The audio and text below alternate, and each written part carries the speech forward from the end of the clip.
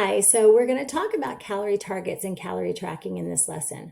Why is having a calorie target and tracking your calories important? One of the reasons is because it creates a complete awareness around the foods that you're eating. It allows you to know when you're in a deficit or a surplus, which can be which is important when you have certain goals in mind for your nutrition. It also can make intuitive eating easier in the long run.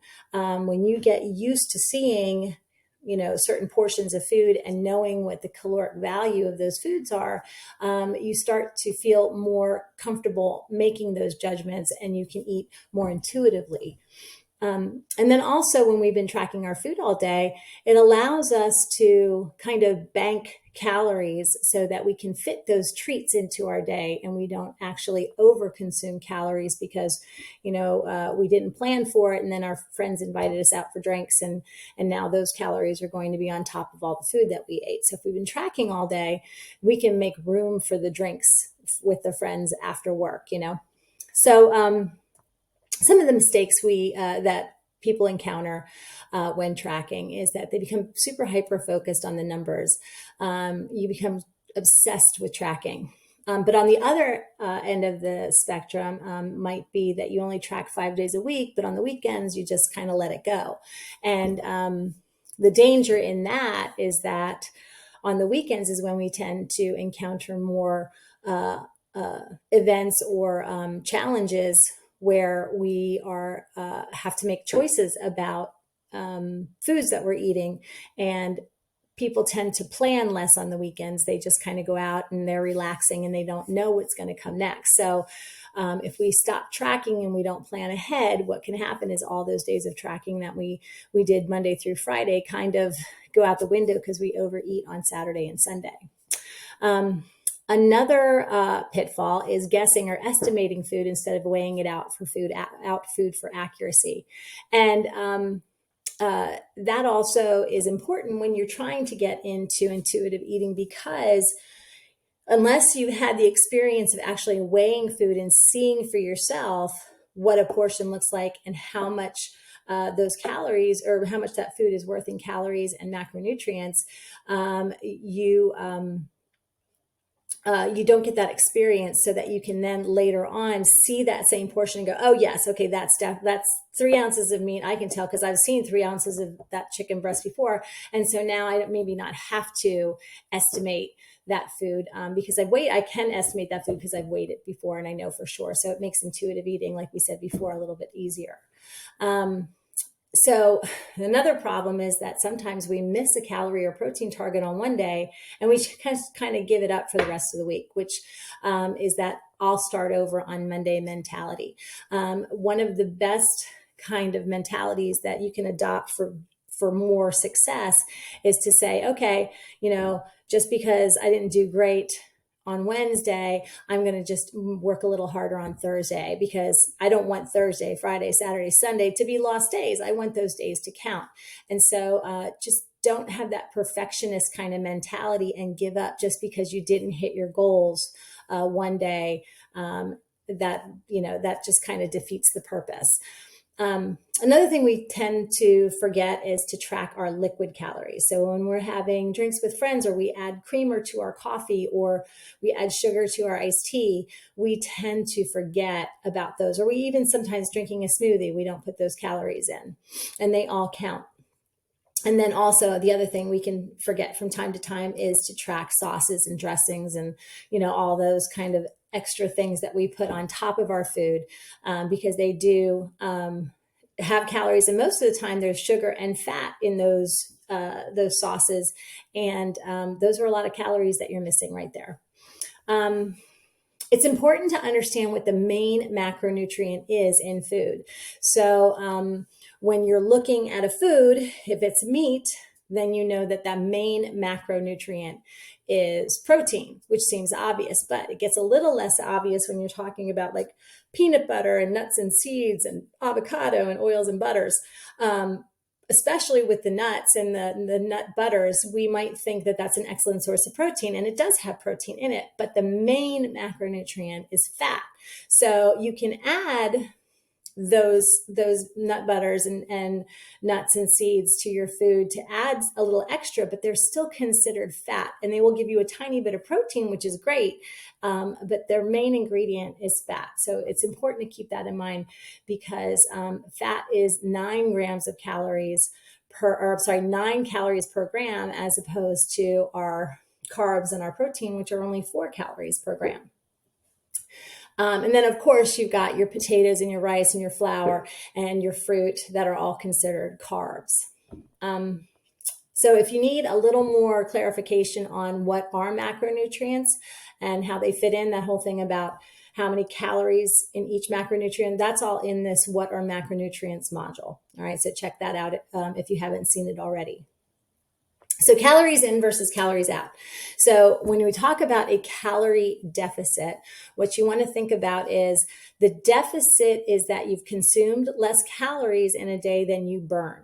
So when you burn, say 2,000 calories per day, and that 2,000 calories is made up of your metabolic rate at rest, NEAT, which is non-exercise activity thermogenesis. So that's when you are just walking, when you decide to park in the back of the parking lot and walk to work. So anything that is movement, but it's not like specific exercise related movement, that's your NEAT, right? And then you've got your exercise, so your planned exercise that's for an extended period of time.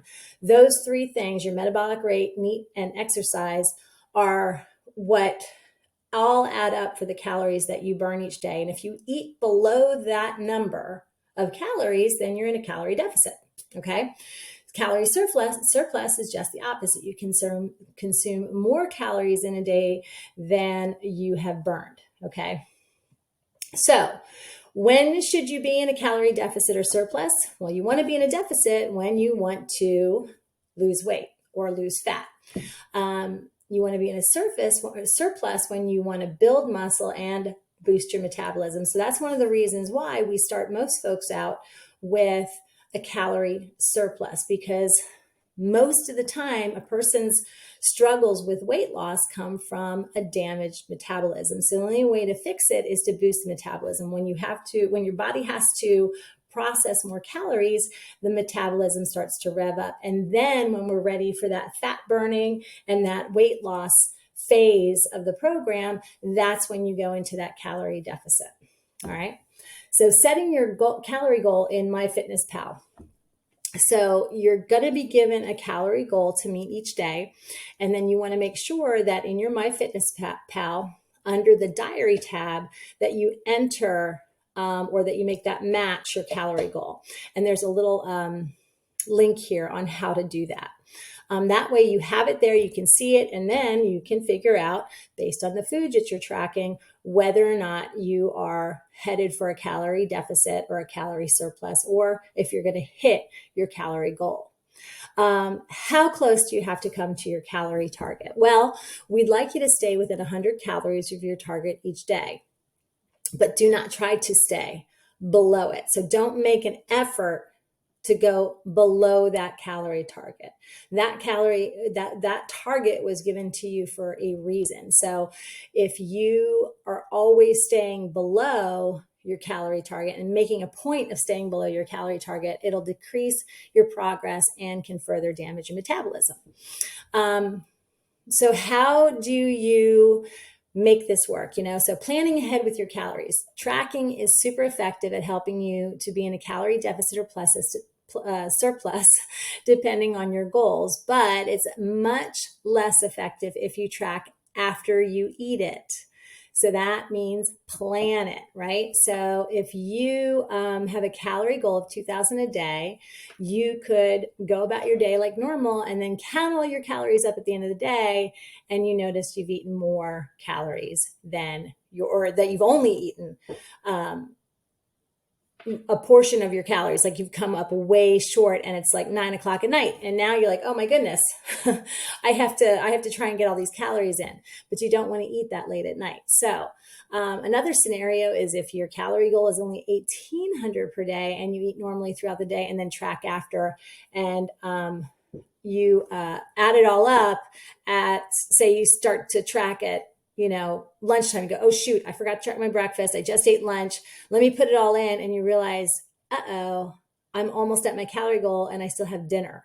Now it's dinner time, you've reached your limit. And if this happens, you don't want to skip dinner.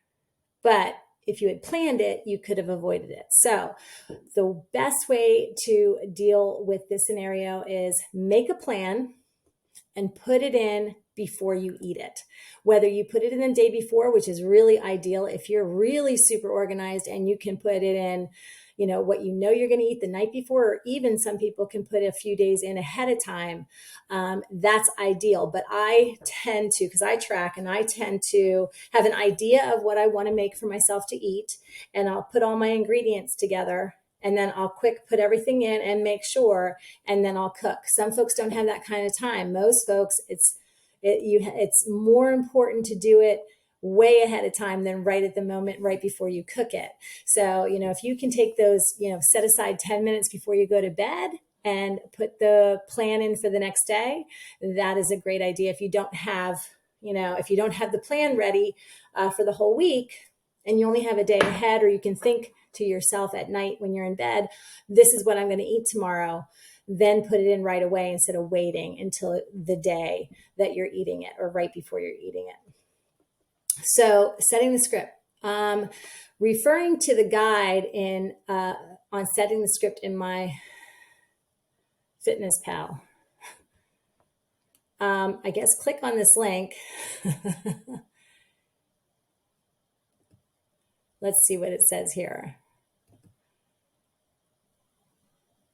Okay, so Nick has a whole cool little thing here on setting the script. So why is the method effective? If you have all your food planned, and you can see where you make adjustments before they happen. So let's say you have your whole day planned, breakfast, lunch, dinner, and snacks. It's already logged into MyFitnessPal. Then you got it at 3 o'clock. Your girlfriends call you and ask if you want to go out with them for dinner. You've already followed the script on breakfast and lunch and 2 snacks, but your dinner plans are changing. You all agree on a place to have dinner, so you look at the menu and you choose a high protein option. Replace the dinner you had planned in MyFitnessPal with a dinner from the restaurant.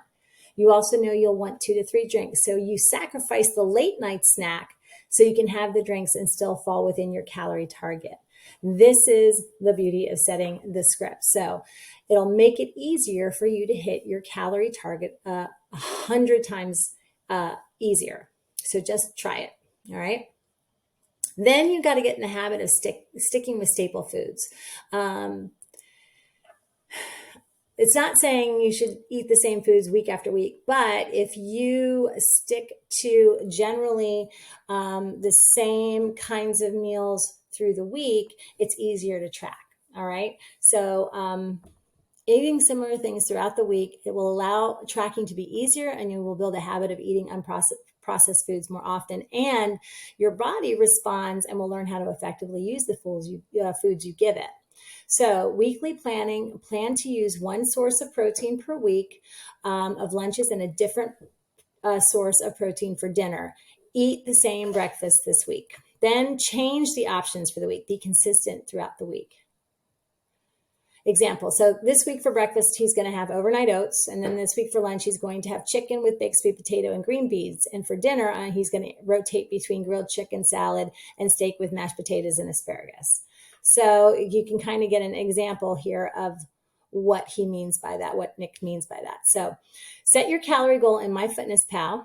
That's your next step. Then start planning tomorrow's day of food.